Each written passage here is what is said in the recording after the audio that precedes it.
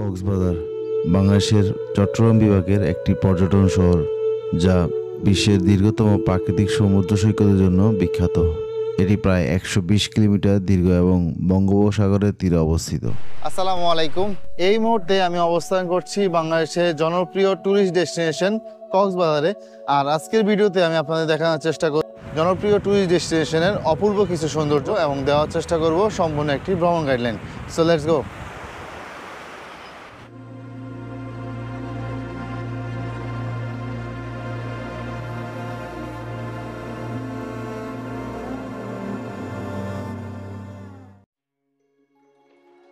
এখন আছে হচ্ছে কলাতলি বিচ। সকাল ভোর 5টার সময় আমাদেরকে বাস নামিয়ে দিয়েছে। তো অ্যারাউন্ড 2 ঘন্টার মতো সময় কাটিয়েছি কলাতলি বিচে। ওই যে সিটগুলো দেখতে পাচ্ছেন, ওখানে অ্যারাউন্ড 2 ঘন্টা সময় কাটিয়েছি এবং কি সিএনজির সাথে আমাদের আগে যোগাযোগ ছিল। আমি সিএনজির নাম্বার ডিসক্রিপশন বক্সে দিয়ে দিব, ওনার সাথে কথা বলে নেবেন। তো আমরা সিএনজি 2500 টাকায় ভাড়া করেছি। আর আজকে আমরা এমন কিছু জায়গায় যাব যেখানে আগে কখনো অনেকেই যায়নি, যা অদেখা কিছু সৌন্দর্য বা অপূর্ব কিছু সৌন্দর্য আপনাদের সাথে তুলে দেওয়ার চেষ্টা করব।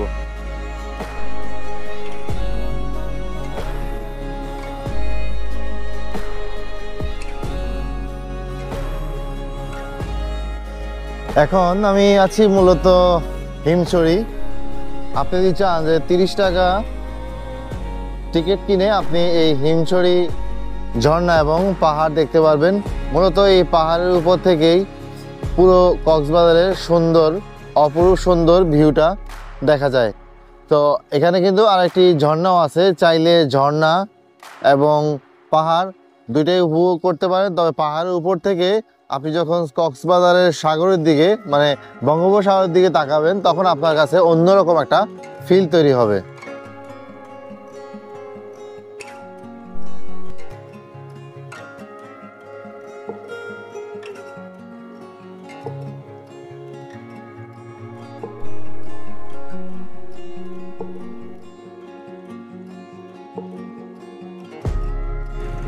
এখন আমি আছি ইনানি বিচ।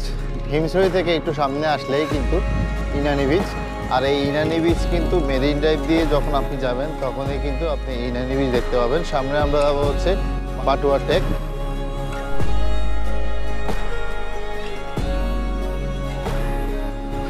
এখন দাঁড়িয়ে আছি পাটুয়া টেক সি বিচ। কক্সবাজারের প্রত্যেকটা সি বিচই দেখতে একই রকম মনে হয়, তবে এই সি বিচটার ভাইবটা আপনার কাছে মনে হতে পারে আপনি সেন্ট মার্টিনের ভাইব পাচ্ছেন, কারণ এখানে কিছু প্রবাল পাথর রয়েছে বা কোরাল যেটাকে বলা হয়। তো এখানে আপনি সেন্ট মার্টিনের একদম ভালো একটা ভাইব পেয়ে যাবেন। আর এই পাশটাতে হচ্ছে কক্সবাজার, আর এই পিছনটাতে হচ্ছে এই রোডটা হচ্ছে টেকনাফ। তো এই পথ দিয়ে আমরা পরবর্তী ডেস্টিনেশনে যাব। এই মুহূর্তে আছি সাম্পান বিচ। কক্সবাজার মানেই অসাধারণ সৌন্দর্য, এত সুন্দর লাগতেছে যে আমার লাইফে এতবার আমি কক্সবাজার আসছি, আমার মনে হচ্ছে এটাই আমার সবচাইতে বেস্ট সময় আমি কক্সবাজার ফিল করতেছি। এই হচ্ছে সেই সাম্পানগুলো। তো এই জায়গার নাম হচ্ছে সোয়ানখালি। আমি ভাবছিলাম যে আপনাদেরকে দেখাবো যে জেলে ভাইরা কীভাবে মাছ ধরে, আর আসলে আজকে ওনারা মাছ ধরতে যায়নি বা নৌকাগুলো সাম্পানগুলো এখানে পড়ে আছে দেখতে পাচ্ছেন। তো রওনা দেন কখন আসেন, কয়দিন পর আসেন? মাছ পাইলে চলে আসেন না?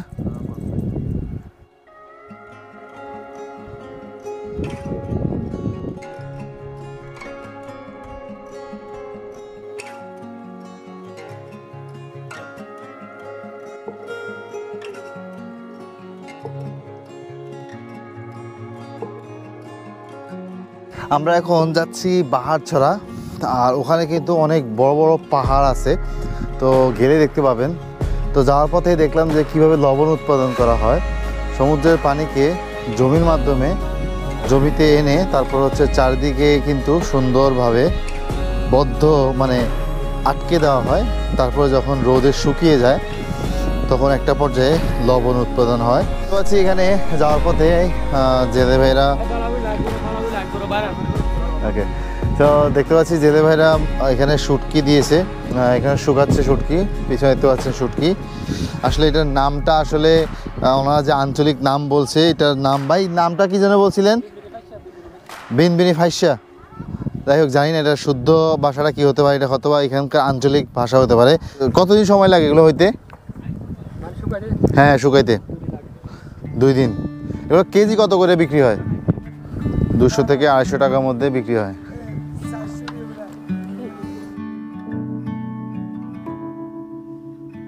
আমি এখন বসে আছি টেকনাফ সীমান্তে।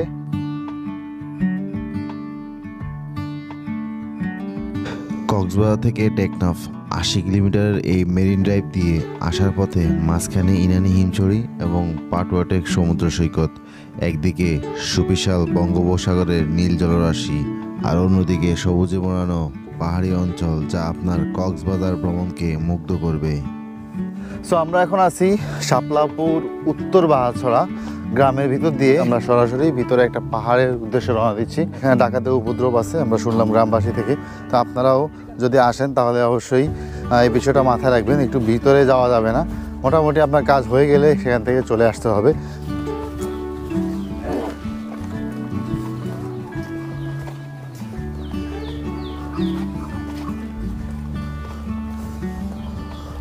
দেখতে পাচ্ছেন ঘরবাড়ি, পাহাড়ের উপরে ঘরবাড়ি, এখনো মাটির ঘরবাড়ি আছে কক্সবাজারে।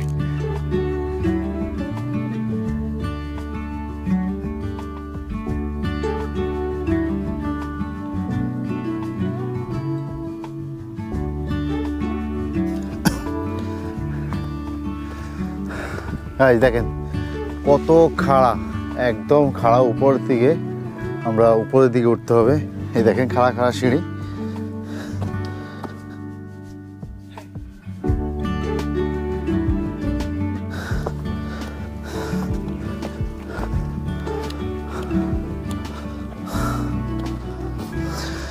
সিঁড়িটা একদম খুব সুন্দরভাবে তৈরি করছে যাতে খুব সহজে কিন্তু উপরে চলে আসা যায়। দেখেন এই যে বাচ্চাটাও কিন্তু একসাথে খুব সুন্দরভাবে চলে আসছে। তোমার নাম কি? আরিফ। আরিফও কিন্তু চলে আসছে।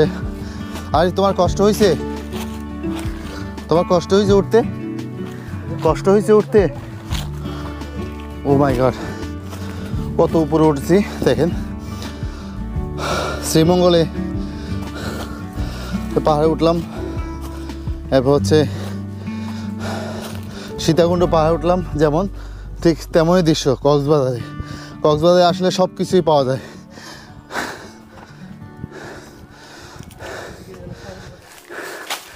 এই হচ্ছে সেই পানের বর, দেখতে পাচ্ছেন পানের বর। এই পাহাড়ে প্রায় চূড়ায় চলে আসছি, ওই দিকটাতে আসছিলাম। তো আমাদের সাথে আমাদের ড্রাইভার রহিম চাচাও আছে।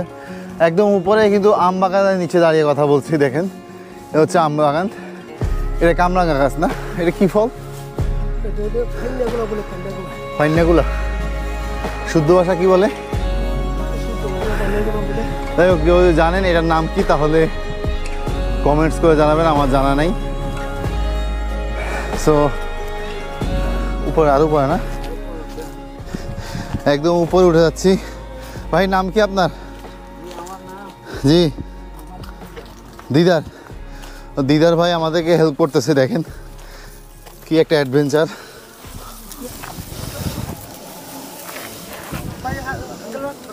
আপনি একটু ক্যামেরা ধরেন, আমি উঠেলে তারপর আপনি উঠেন।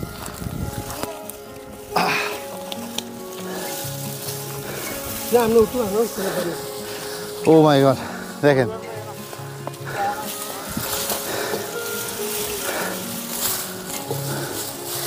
খুব রিস্কি, খুব রিস্ক।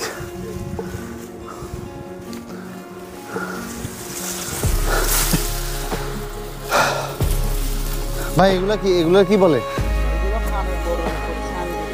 ও আচ্ছা আচ্ছা, এমনিতে এগুলোর নাম নাই? সন এগুলো হচ্ছে সন গাছ। দেখেন পাহাড়ের উপরেও, পাহাড়ের অনেক উপরেও কিন্তু সন গাছ বেয়ে আমরা অনেক উপরে উঠে যাচ্ছি। এগুলো দিয়ে পাহাড়িদের বাড়ি ঘর দুয়ার তৈরি করা হয়, খুবই অ্যাডভেঞ্চার লাইফ।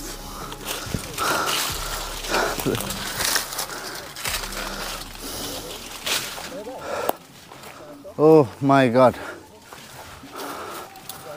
ও গাইস কি বলবো, দেখেন এখান থেকে এই হচ্ছে সেই বঙ্গোপসাগর, জানি না দেখা যাচ্ছে কিনা, এই হচ্ছে সেই বঙ্গোপসাগর। এখান থেকে বঙ্গোপসাগর খুব সুন্দরভাবে দেখা যাচ্ছে।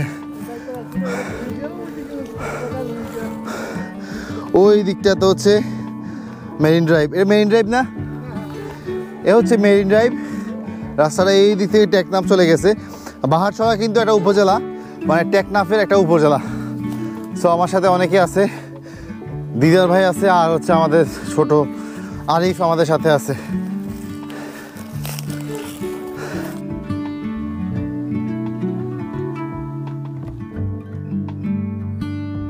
পাহাড়টার নাম আসলে আমি জানি না, তো এখনও মনে হয় এই পাহাড়ে কোনো নামকরণ করা হয়নি। তবে আমার এই পিছনটাতে হচ্ছে মিয়ানমার, আর এই দিকটাতে হচ্ছে চট্টগ্রাম, মানে এই সাইডটা থেকে পুরাটাই হচ্ছে চট্টগ্রাম, আর পিছনের সাইড হচ্ছে বঙ্গোপসাগর। তো এখানে মূলত হচ্ছে ট্রাভেল পারপাসে আসা, সাথে অনেকেই ছিল। তো আপনারা যখন আসবেন অবশ্যই সাথে করে যিনি ড্রাইভ করবে তাকে সাথে নিয়ে আসবেন, বা লোকাল কাউকে নিয়ে আসবেন। যদিও এই জায়গাটা এর আগে মানে আমি কাউকে এক্সপ্লোর করতে দেখিনি, দু একজন ছাড়া। তবে আমি যেভাবে আসি, মানে আমি আসছি, আমার সাথে লোকজন ছিল, তো আপনারা লোকজন ছাড়া আসবেন না, কারণ এই এলাকাগুলো খুবই রিস্কি, যে কোনো সময় ডাকাতি হতে পারে। ওই দিকটাতে কিন্তু অনেক পাহাড় আছে, অনেক উঁচু উঁচু পাহাড় কিন্তু এখানে আছে। তো সবগুলোই মোটামুটি রিস্কি। যদি কেউ এক্সপ্লোর করতে চান, তাহলে আমি বলবো যে একা একা আসার কোনো প্রয়োজন নেই। ডাকাতের হাতে পড়লে আপনার সব কিছুই যাবে। যদি ট্রাভেলার হয়ে থাকেন তাহলে তো ড্রোন ক্যামেরা সব কিছুই মানে হারিয়ে যাবে, এক কথায় কিছুই থাকবে না। আসলে আমাদের বাংলাদেশটা আসলেই খুব সুন্দর, এক্সপ্লোর করার চেষ্টা করি, আপনারাও এক্সপ্লোর করবেন। এটাই হচ্ছে কক্সবাজারের আসল সৌন্দর্য। আমাদের আজকে ট্রিপটা কেমন হয়েছে অবশ্যই কমেন্ট বক্সে কমেন্ট করে জানাবেন। আর অবশ্যই যদি ভিডিওটি ভালো লেগে থাকে তাহলে অবশ্যই সাবস্ক্রাইব করবেন, আর যদি ফেসবুক থেকে দেখে থাকেন তাহলে অবশ্যই ফলো দিয়ে সাথে থাকবেন। ধন্যবাদ সবাইকে, আসসালামু আলাইকুম।